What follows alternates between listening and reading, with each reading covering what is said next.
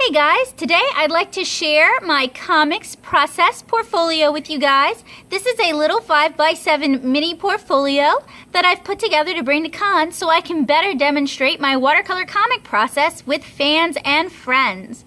I also keep my originals on the table in a larger portfolio to help provide context.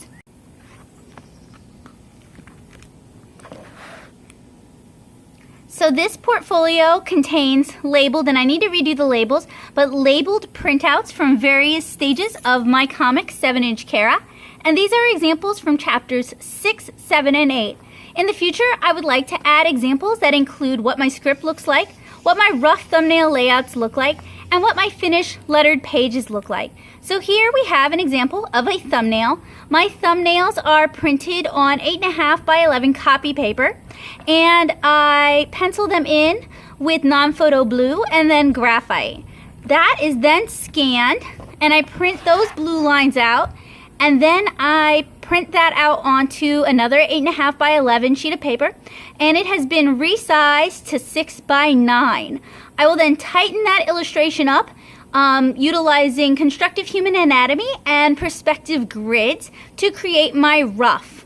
My rough is then scanned, digitally corrected, and printed out onto Canson Montval watercolor paper.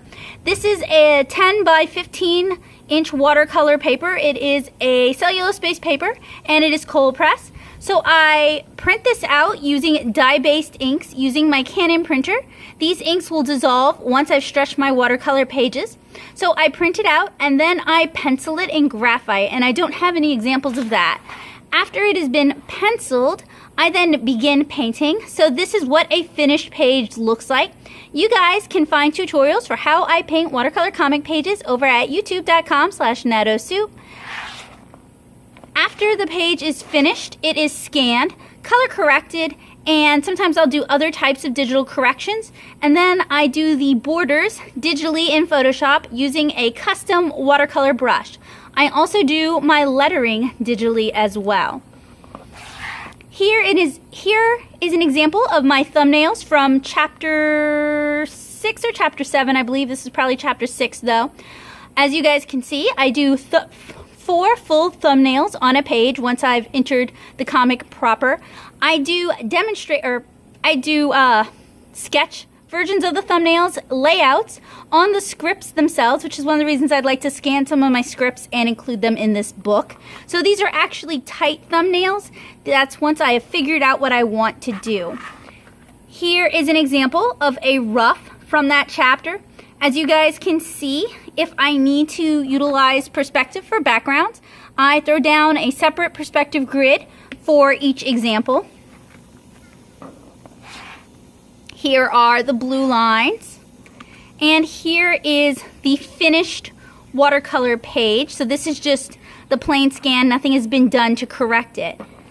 And here is the corrected page, although it is not lettered. Here is another of the roughs. I included the first 4 pages from chapter 6. So here is the corresponding thumbnail for that. And convention goers, customers at my table can flip through the book backwards and forwards to kind of put it together, but I didn't think it was smart to have, the thumbnails repeat themselves too much.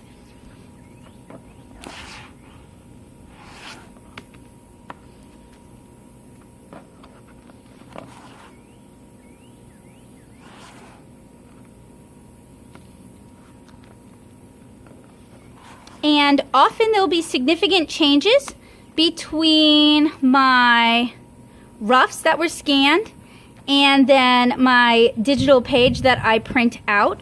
And I believe I have some examples of that in this book. But I really just wanted to present my comics process in a quick, easy to understand, and cohesive way. For people who might not be familiar with either traditional comic processes that utilize, traditional drawing techniques, or they may not be familiar with comic process at all. And every artist has a different process, so it's important to find the process that works for you. I work in batch, so I will complete all of my thumbnails for, well, I'll complete all of my scripting for a chapter, then all of my thumbnails for a chapter, all of my roughs for a chapter, etc. So here's an example of a page that had fairly significant changes where I resized things or I scooted things over, adjusted things. I included both to provide context so that people can see how much gets changed in between stages.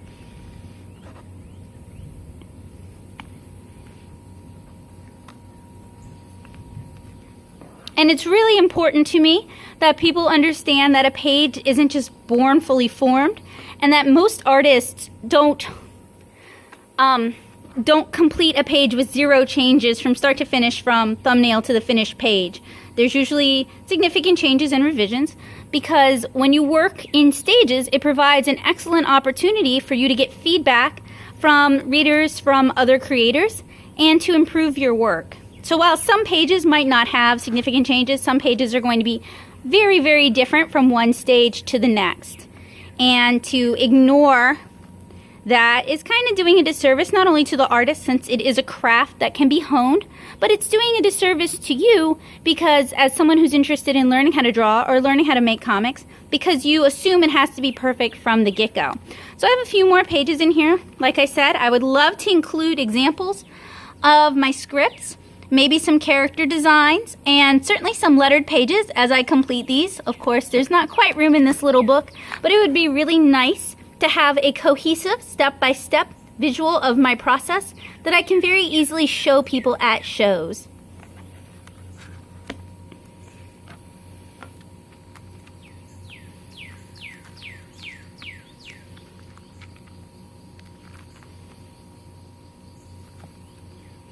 If you're interested in learning more about watercolor or more about comic craft, please head on over to natosoup.blogspot.com and check out my Intro to Comic Craft series and my Watercolor Basics series. Both series are designed to help get people creating comics and to teach the basics of watercolor for comics in an easy to understand visual format.